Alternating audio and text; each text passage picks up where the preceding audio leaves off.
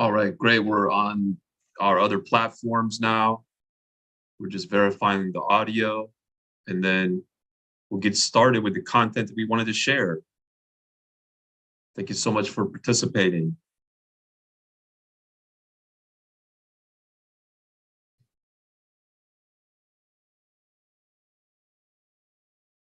Okay.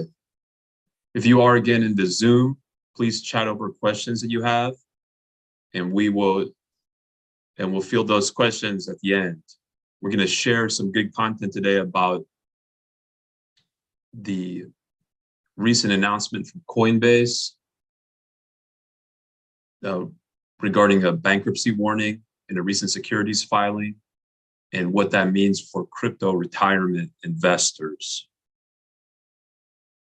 So hopefully you'll enjoy this content. All right. Okay, so perfect. I see that we're good to go here with the audio. So again, yes, welcome. Again, if you're on the Zoom here live, thank you for joining. You can chat over questions. We'll field those questions sequentially. Today's topic is to talk about the recent announcement from Coinbase and their recent SEC filing. There was some content in there about a bankruptcy warning, what that means. We'll dig into what that means and specifically talk about the implications for crypto retirement accounts. And moreover, talk about the advantage of a crypto solo 401k versus a crypto IRA in light of that announcement. Lastly, we'll talk about the steps to invest in cryptocurrency using a crypto solo 401k account. So the presentation is being provided for educational purposes only and should not be construed as tax, legal, or investment advice, nor as a solicitation. When making an investment decision, please consult with your tax attorney and financial professional. If you are watching on the other platforms like LinkedIn and YouTube, you can join directly at mysolo401k.net/my community. That gets you access to our daily live Zoom links. We go live every day at 1 p.m. Pacific, 4 p.m. Eastern. It also gets you access to our 24/7 forums where folks are posting questions all throughout the day. So you can see what other people are asking about. It's a great way to learn and to share the knowledge. So first off, we'll get started with just going over the announcement from Coinbase in terms of the cryptocurrency that's on their exchange may lack bankruptcy protection. Specifically, the announcement was found in the 10Q, that's the SEC filing that's dated May 10th, so it would have been last Tuesday.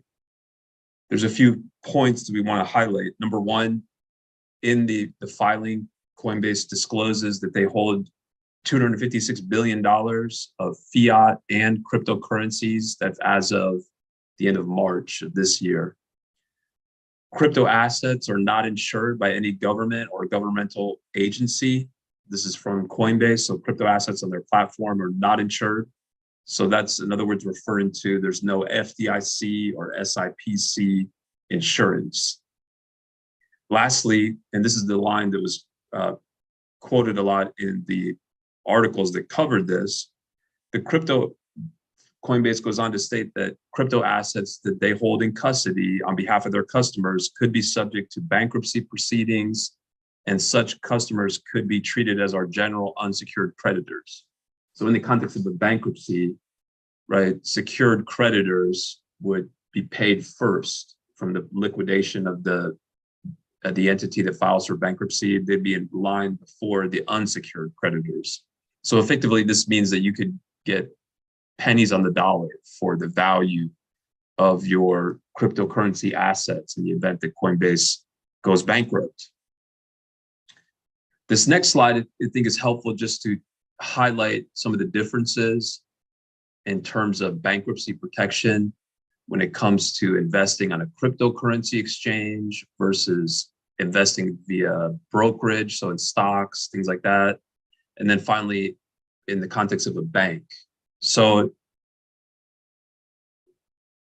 the first issue is segregation. So here the question presented is, are customer assets required to be custodied separately so that if the provider, meaning the exchange, the brokerage, the bank, went bankrupt, the accounts could be easily transferred somewhere else. So practically speaking, when you have that type of segregation, it makes it easier in the context of bankruptcy to get your assets out of the account that's with that bankrupt provider. So if we're talking about a brokerage or a bank, of course, customer assets are custodied separately. But with a cryptocurrency exchange, there's no requirement for that exchange to separately custody the assets. So a lot of the bankruptcy experts have commented that effectively that means that practically in the context of bankruptcy, it may be very hard. It may be a long time before you could get your assets, in other words, your crypto investments, off of the platform. The next issue we wanted to highlight with this slide is whether or not your investments will be covered by any type of insurance, whether that's industry insurance or government insurance. So with the bank, of course, you have FDIC insurance. The analogous type of insurance, even though it's not technically provided by the government or a government affiliated entity, is SIPC insurance, which covers stocks and other equity investments. But there's no analogous insurance that covers investments at a cryptocurrency exchange. So this announcement from Coinbase has been helpful. I mean, this is not just a Coinbase, it's been helpful in highlighting this risk, right? And of course, it's not just a Coinbase issue. They just are the leading exchange. And so, it captures a lot of attention when they make this type of announcement. So now let's start to shift gears and think about the different options when it comes to investing retirement money. So you've got essentially two paths you can go down. And this assumes that you're eligible to set up a solo 401k, meaning that you're self-employed with no full-time W-2 employees working for you. So in that case, you could set up a solo 401k through a company like us that offers a plan that allows you to invest in cryptocurrency. And then, of course, everyone is eligible to set up an IRA. You just have to be an individual. And of course, there are providers out there that offer IRA accounts that allow you to invest in cryptocurrency. So we'll dig into the details in the following slides, but this is a good introductory slide as it shows at a high level some of the issues we want to focus on. So the first issue is whether or not you have the ability to choose your own exchange. So generally speaking, the crypto IRA providers don't offer you the ability to choose your own exchange. Whereas with a crypto solo 401k, yes, you can. Like with the type of plan that we offer, for example, we have clients investing their solo 401k funds in cryptocurrency at many, many different exchanges. So we're neutral as far as where the clients invest in crypto, as long as the account at the exchange is opened up under the name and EIN of the plan. So effectively, that means that, you could be investing in many different exchanges, right? You wouldn't have to have all of your investments at just one exchange. So in the event, say that one exchange there's an issue at one exchange, you might, that won't necessarily affect your whole investment portfolio if you are invested at different exchanges. So the second line is, giving you the same concept, right? That you have the ability to invest in multiple different cryptocurrency exchanges. And then lastly, storage. So the crypto IRA providers generally acknowledge that you cannot take the cryptocurrency off of their platform and store it in your own private, non-custodial cold wallet. Whereas with the crypto solo 401k, and we'll talk about more of the details when it comes to storage, but with the crypto solo 401k, you do have that ability. So a lot of the commentary in light of the Coinbase announcement is that the best way to mitigate the risk that Coinbase goes bankrupt is to take your crypto off of Coinbase, right? Store it in a private wallet. So with the crypto solo 401k, you have that ability, right, to store in a private non-custodial wallet. And again, we'll talk about the details here in a moment, but that's a good overview of where we're headed here. So this next slide is a good slide as it shows the different options to invest retirement funds in cryptocurrency. So on the left, you can see the blue chip IRA providers don't offer, at least at this point, right, don't offer IRAs that allow you to invest directly in cryptocurrency. On the flip side, the cryptocurrency exchanges don't offer IRA accounts.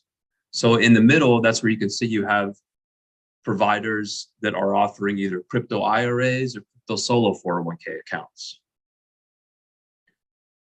So in terms of the IRA versus 401k rules, in terms of custody, the rules are different. So the custody of assets. So what I mean by that is that the IRS rules require that all IRA accounts be administered by a third-party bank or trust company. So for the crypto IRA investor, this effectively means that the crypto IRA provider will have access to your account. So for example, if the crypto IRA provider is hacked, this could put your crypto retirement holdings at risk. On the flip side, with the solo 401k, again, you have to be self-employed with no full-time W-2 employees working for you in order to be eligible to set up the plan. But the business owner may serve as the trustee of the crypto solo 401k. So effectively, that means that the crypto solo 401k provider, so that's like, that would be us, right? For our crypto solo 401k accounts, we don't have access to your money. We don't have access to your investments. We certainly don't have access to your cryptocurrency investments. So again, what we talked about, it just to preview it, but just to continue to emphasize it, with the crypto IRA providers, typically they're only going to offer one exchange or platform to invest in.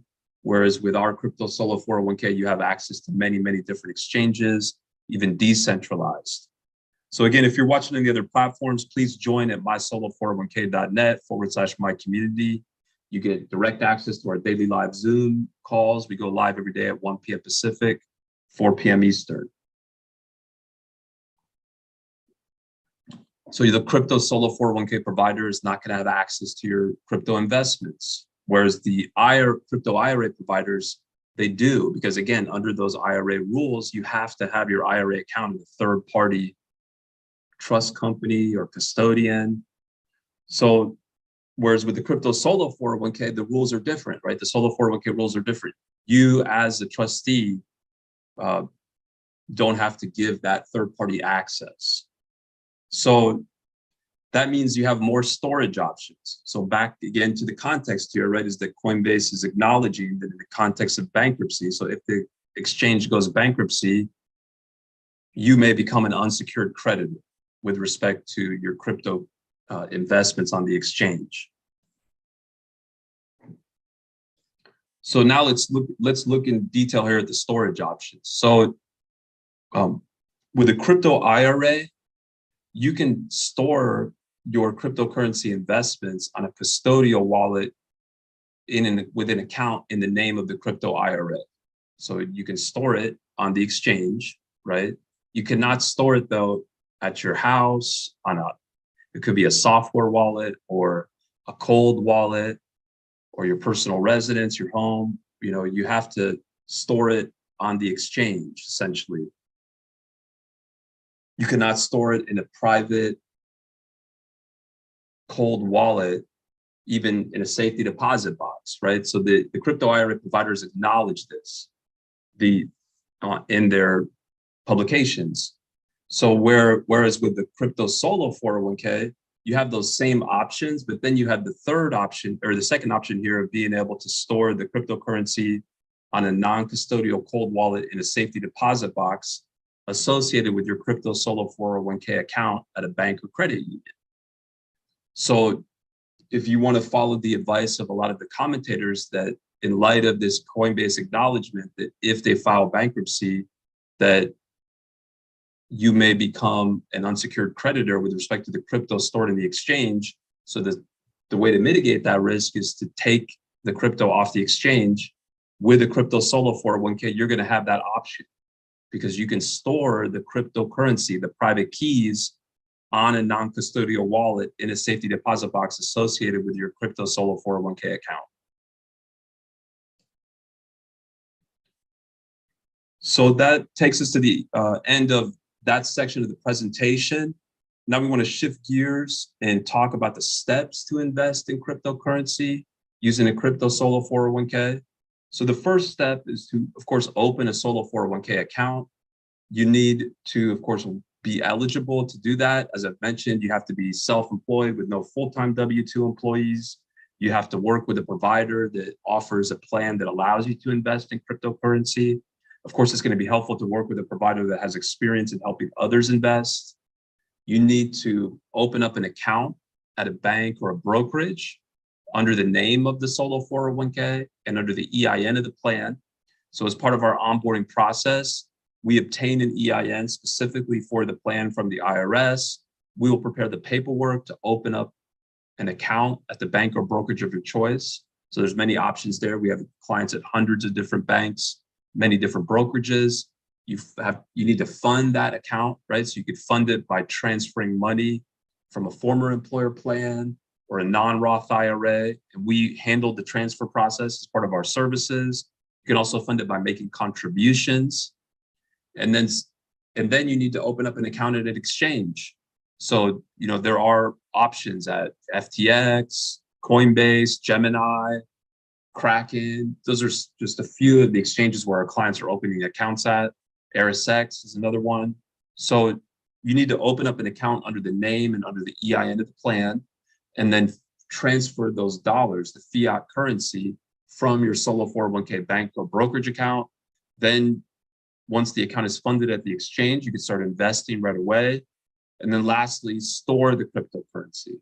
So as I've mentioned, if you are trying to mitigate the bankruptcy risk at the exchange, under the solo 401k rules, you can store those private keys in a private wallet stored in the safety deposit box associated with your solo 401k bank account. So thank you so much. Again, if you're watching any of the other platforms, please join at mysolo401k.net/my-community. It's free to join. All are welcome. You get access to our daily live Zoom links. We go live every day at 1 p.m. Pacific, 4 p.m. Eastern. And it looks like that takes us to the end of the presentation. And I don't see any questions regarding this presentation. So thank you so much again for the participation, and all the best. Take care.